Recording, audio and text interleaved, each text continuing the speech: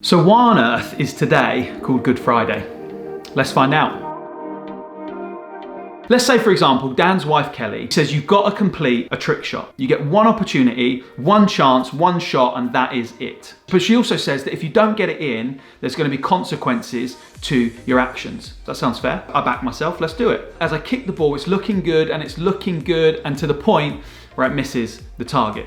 Maybe it hits the rim, maybe it hits the bottom of the bin, maybe it's actually not as good as I thought it was in the first place. And the punishment is push-ups.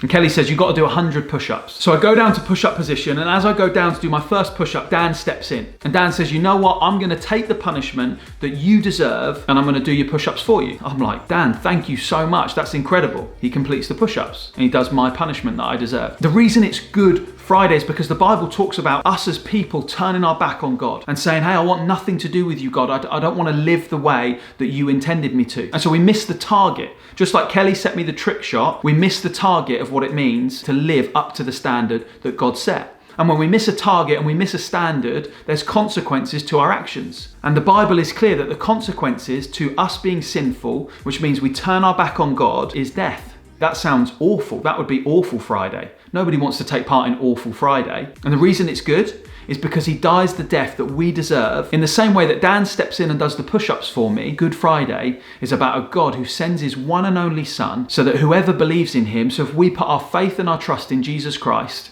we can be restored back to God. Think of it like this. The world at the moment is not how it should be. And we recognize that, right? There's a feeling within us that says the world shouldn't be this way. We shouldn't be stuck in isolation. We should be out with our friends and our family and hanging out at the park and going to the cinema and going to Nando's. There's something within us that says the world shouldn't be this way. I want you to imagine that this Easter egg represents us.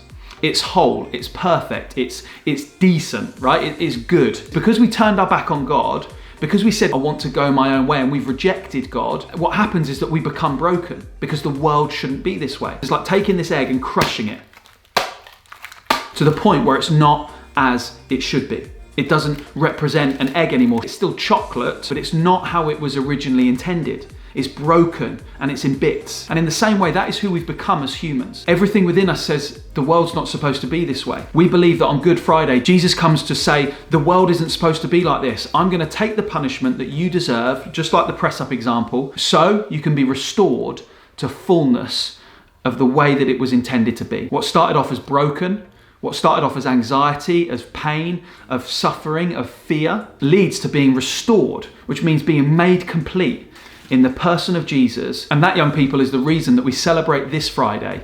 And that is why we call it Good